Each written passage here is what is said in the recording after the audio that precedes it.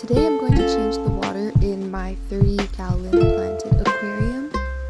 And so right now I've already turned off the filter and removed around 30% of the water. So all that's left now is to fill the tank back up and just get all the water treated. So the first step is to test the temperature of the aquarium. So we do have a thermometer, but it's not always accurate, and as you'll see later, it's not the most convenient. So first I take the temperature of the aquarium using this laser guided thermometer, and so it's reading 78.4 right now, and so that's going to be the temperature that I want to match when I get the water.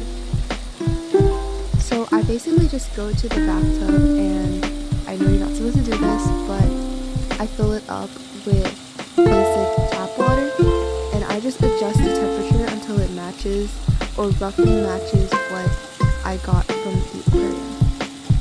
So I already adjusted it so that the water flowing out is approximately 78 degrees Fahrenheit, and I just let it run until I fill up one bucket, and it's pretty heavy, so I can't fill it up all the way to the top. And I just bring it back over and put it into the tank. Okay, but before I put it into the tank, I need to treat it first. So I use this basic dechlorinator, and what I do is I put a few drops of it into the regular tap water so that when I put it into the tank, it's free of chlorine and it does not irritate the fish. So right now I'm just mixing it by scooping up some water and pouring it back down so that the dechlorinator reacts with the chlorine in the water and makes it safe for the fish. So I was actually trying to figure out how to get this bucket into the tank, but it didn't really fit on top of the aquarium lights. So I just went ahead and moved the aquarium lights to the back of the tank so that I could fit my little water pouring device or container into the aquarium.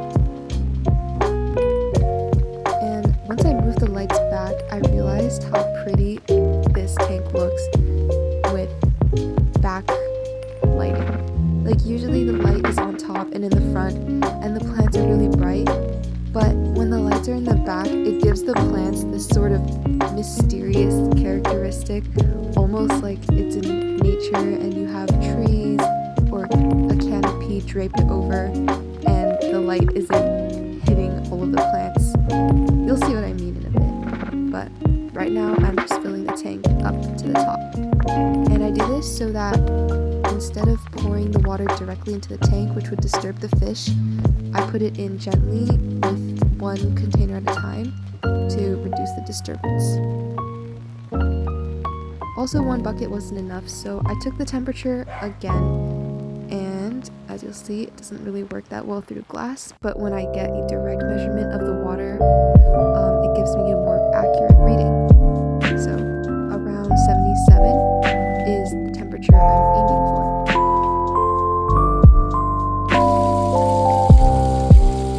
Okay, we're back in the bathroom and I am trying to adjust the water temperature.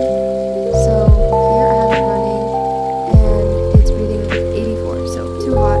I'd rather make it a little cooler and it looks perfect. So I'm just going to let this run for a bit. And nope, it's getting too cold. So I bring the temperature back up, and it's basically this adjusting process to get the temperature just right before I put the water back into my aquarium.